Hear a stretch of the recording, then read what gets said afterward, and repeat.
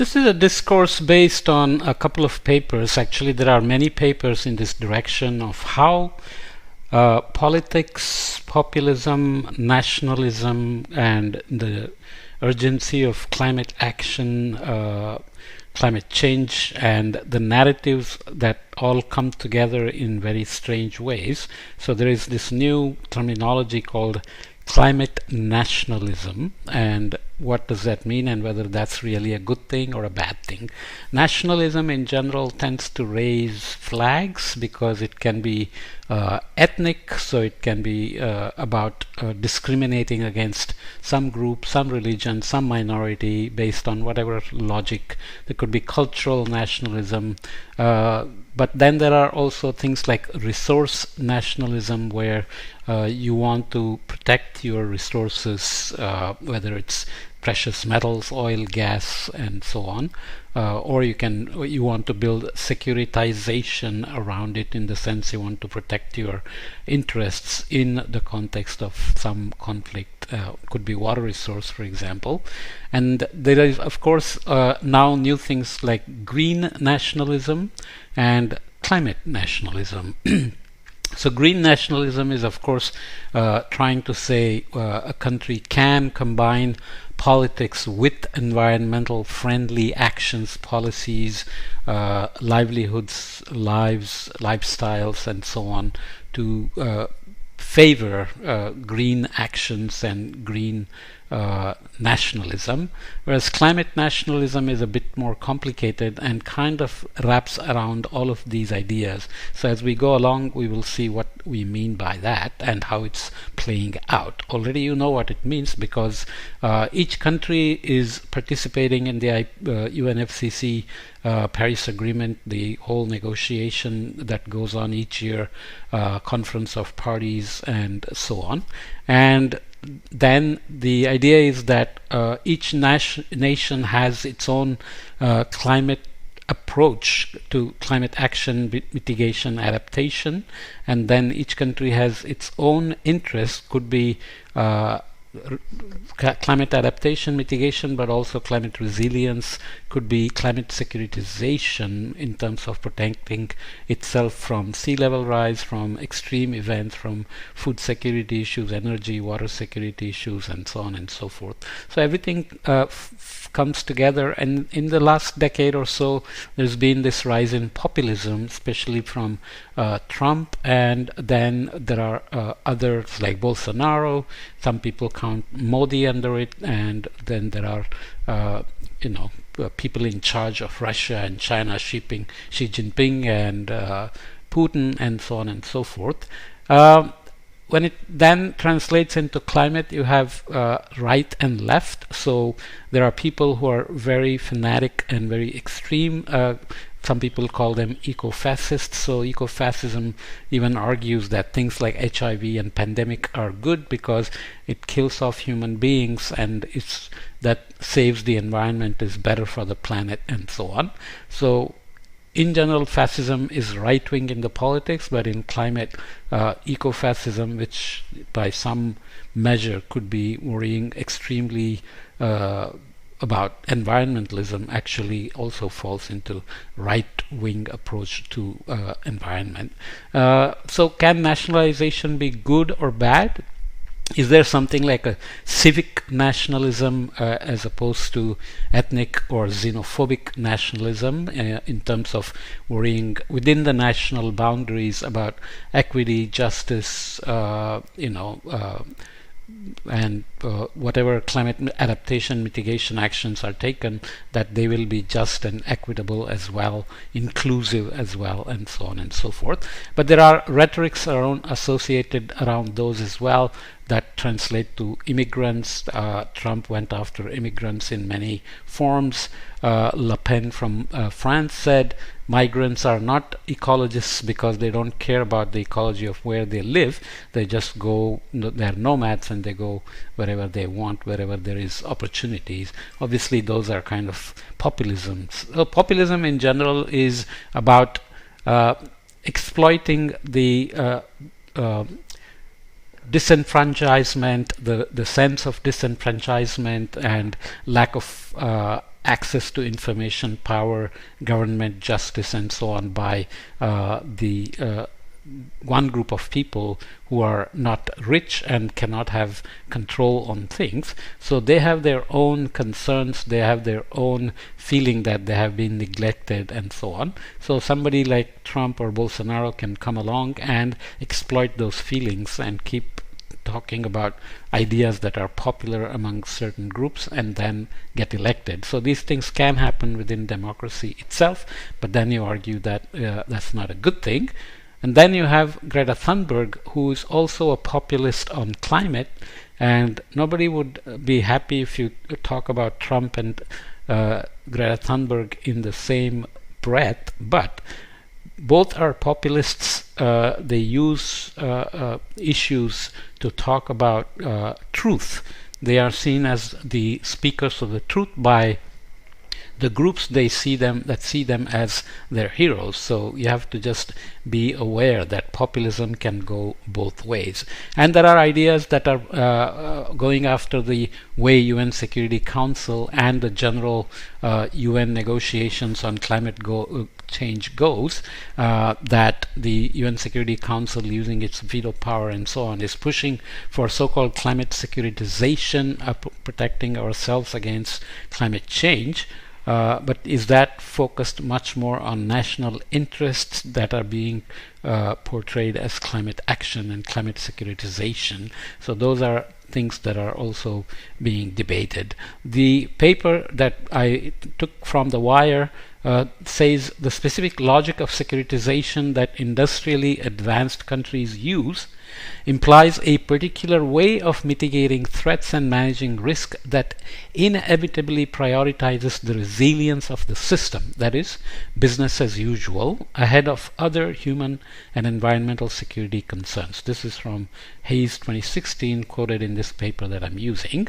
What does this mean? Basically, resilience is, of course, the ability to recover from a perturbation or a shock.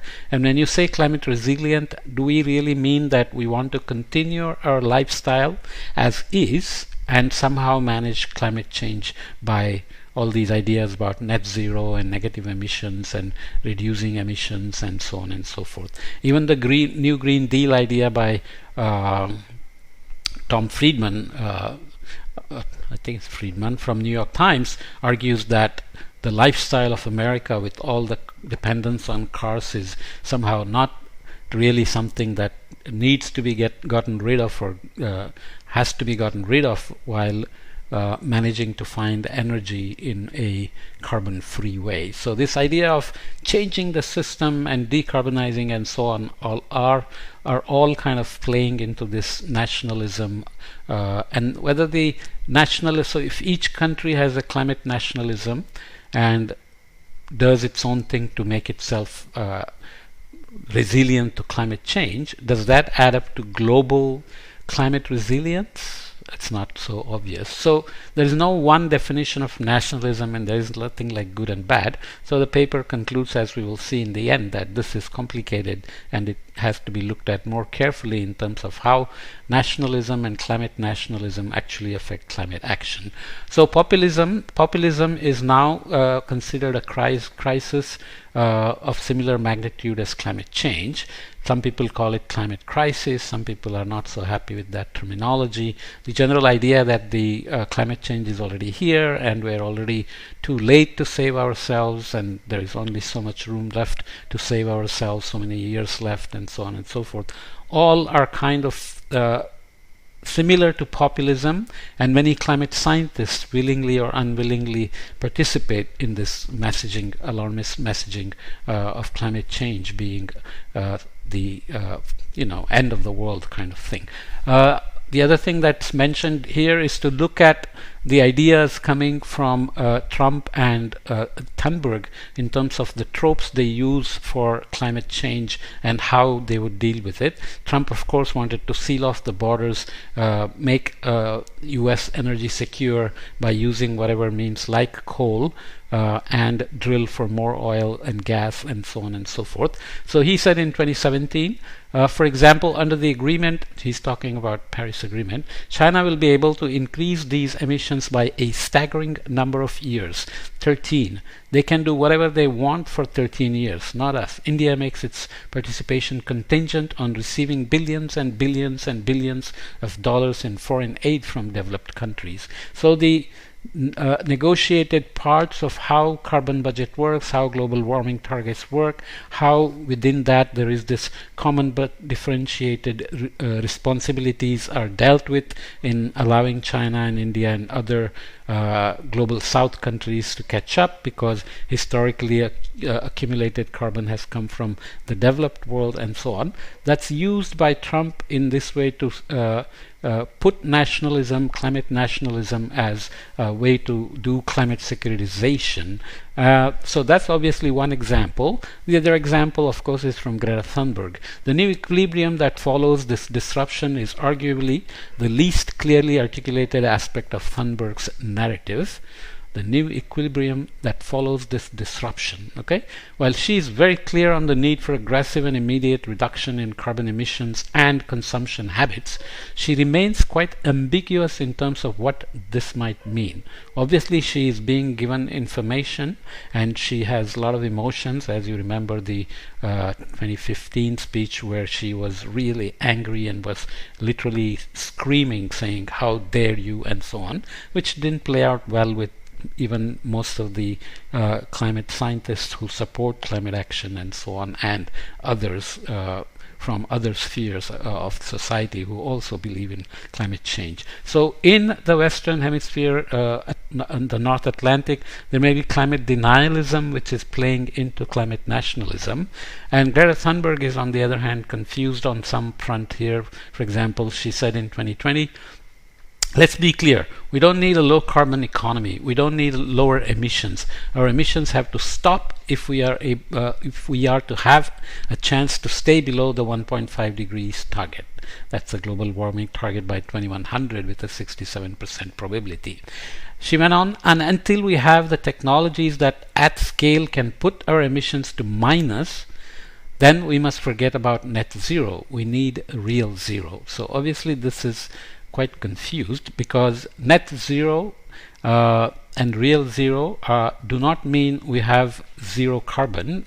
There are irreducible emissions, so there will be negative emissions technology, so we will take out more carbon than we emit. So those kinds of details can get confused when Greta Thunberg is pushing hard on all these things. So she's also a star who is seen as the speaker of the truth by one group, Fridays for the Future and so on, young people. We're not debating about whether she's doing something wrong or right. We're just saying populism is what is being used by people like Trump and Bolsonaro, and also by Thunberg. So we have to be aware of that.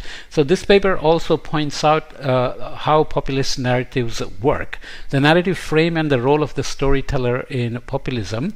So you have characters, plot lines, what is the equilibrium of the story, change happens, what disrupts equilibrium A and creates change, and in equilibrium B, what is the next last equilibrium of the plot. So populist narrative frame and the unmasking of the role of the truth teller. I'm digressing a little bit, but I want to just kind of briefly visit it just to see how climate populism is being assessed, evaluated, analyzed, pitting a protagonist and antagonist against each other.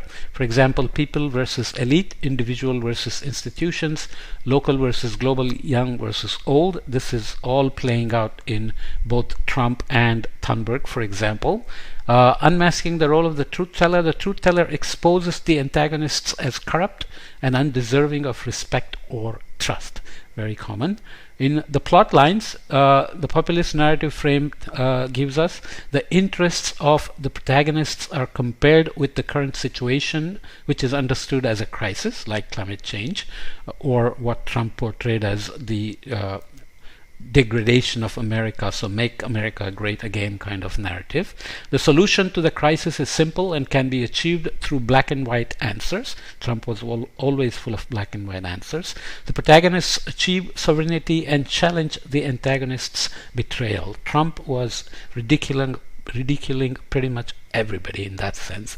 In terms of unmasking the role of the truth teller exposes the betrayal of the protagonists by the antagonists and the terrible way this will end unless change is realized. So Trump basically said, if you don't elect me, this is going to be disaster. The truth teller shows how they have the keys to finding a path to success. So this also works in the Thunberg case, where if climate action is not taken immediately and urgently with real zero and not net zero and so on, that's also the populism approach. The truth teller depicts a utopian future that's only possible through the path they have charted and by challenging the antagonists. I don't want to dwell on it too much. So applying the populist narrative frame in the climate change storytelling of Trump and Thunberg. This is a lot of text. I'm not going to read all of it, but let's just read the top ones for characters, Trump and Thunberg. China is crippling US competitive edge in an unfair way. Liberal media, fake news, exaggerate climate change in order to regulate more. US industry suffers under the red tape of climate change mitigation. To save jobs and the economy, the US has to leave the Paris Agreement. The UN is biased against the US and needs to be rolled back. Okay, very populist speech that in fact worked. Thunberg, on the other hand, corporate elite are destroying the planet for profits and to give rich people a better lifestyle. Politicians and media let this exploitation happen without acting and are therefore responsible. The adults are responsible through lifestyles and everyday life consumption. They must make choices in the name of youth and a future generation that cannot vote. The youth, future generations, ecosystems and other victims are hailed as the true people who will rise up against the system demanding a revolution. Okay, so obviously the plot lines involved go along the line of an imagined past when America was great and the country could exploit fossil resources without concern for the environmental protection and climate change. And in Thunberg's case, it is the story of a disaster that's happening, and the writing is on the wall. Global elites ignore the facts that climate change is creating a disaster that will sacrifice future generations, and so on and so forth. Okay, so you get the idea. So here the article therefore concludes that despite highly contrasting approaches, both Trump and Thunberg in fact practice similar forms of populist storytelling that rely on acts of truth-telling by the hero, applying the same populist narrative frame. This is a damning conclusion. Populism and climate change therefore have a varied relationship that extends far beyond climate change denialism, and our findings suggest that populist storytelling, by connecting emotions and affect with highly complex policy problems, has more to do with our political engagement with climate change than we might have otherwise assumed.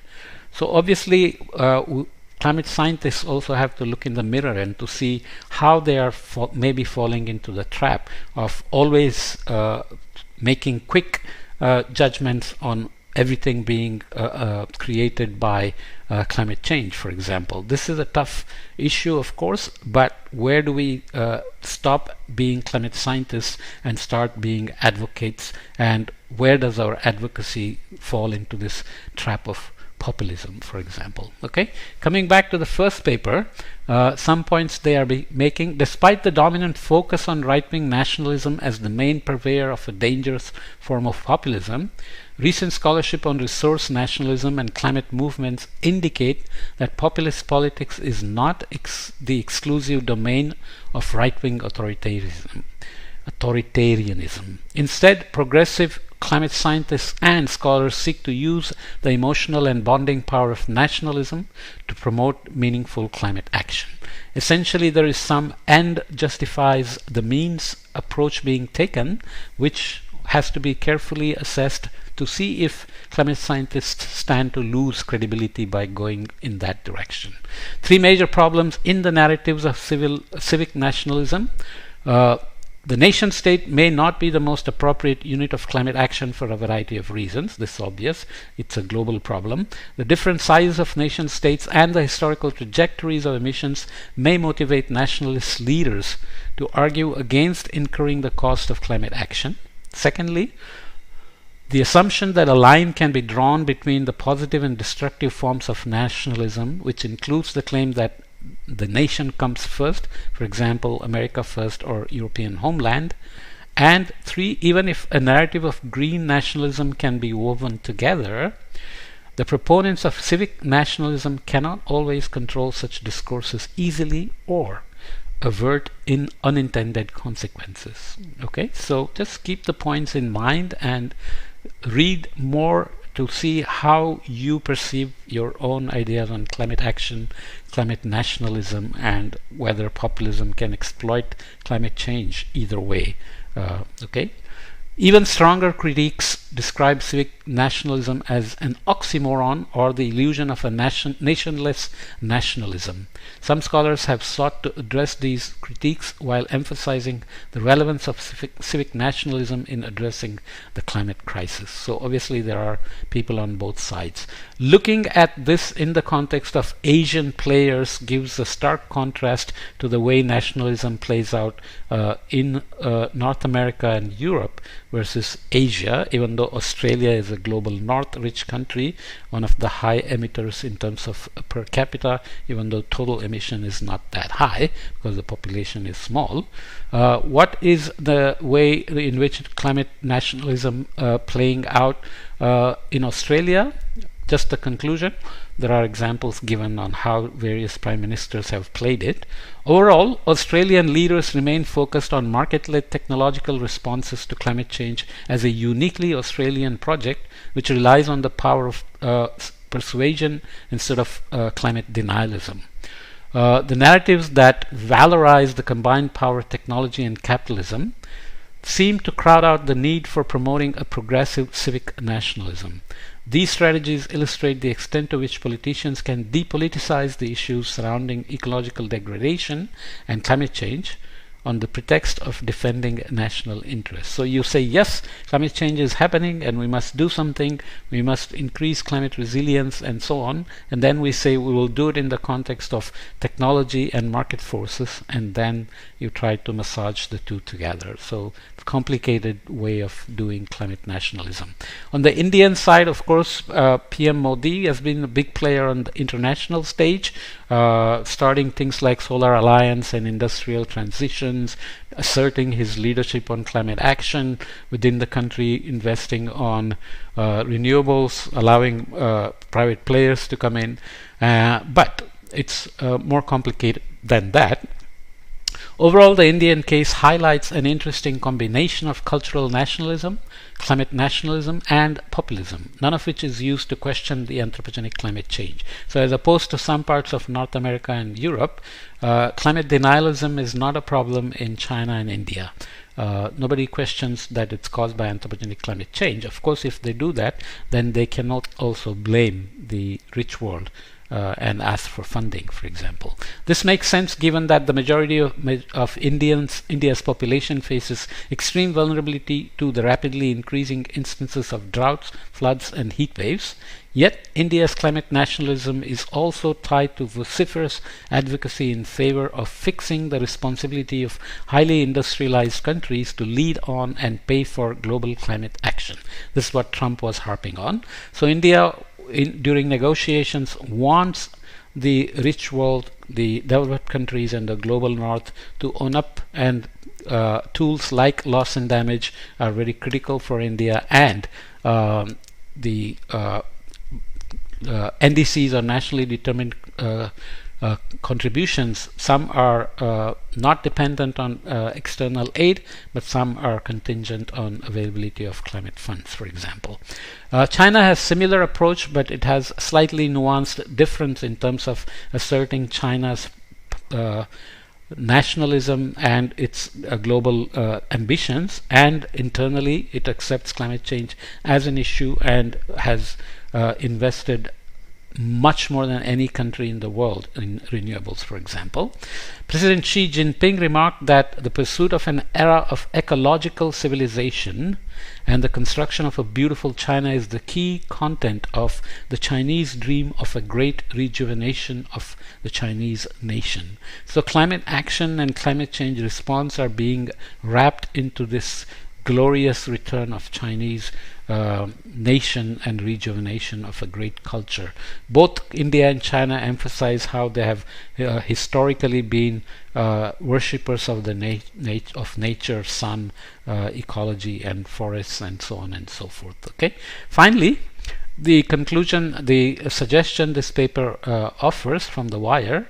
Instead of starting with the question of whether nationalistic discourses and nationalist politics may help or hinder climate action, researchers might want to ask what are the various ways in which political and economic elites fuse discourses of nationalism with various aspects of climate politics and climate action. A proper understanding of elite interests, discourses, and strategies in ways that account for varied national and regional political and economic contexts, we argue, is crucial for a fuller appreciation of the effects of nationalism on climate action. So this, of course, also applies in general for climate scientists in terms of climate communication. It's very common now for climate scientists to talk to the media and make statements about climate change and call it communication and call their actions as climate actions and puts value on them as to how they may save lives and so on. So this is not a criticism of any of that. This is a way of saying we have to watch out for the boundaries between science, advocacy, and populism framework for being the truth teller, especially when people take your word and look at climate change narratives uncritically in many instances. And unfortunately, people who take climate change as a serious crisis that we are facing doesn't necessarily lead to climate action, or it can be wait and see attitude as well, or it can be just helplessness and anxiety about the future, etc. All these things have to be worried about, but the bigger idea of climate nationalism is something we have to really watch out for in terms of how it may all add up to action at the global level and how that may play into the goals of decarbonization and global warming targets, etc. Okay.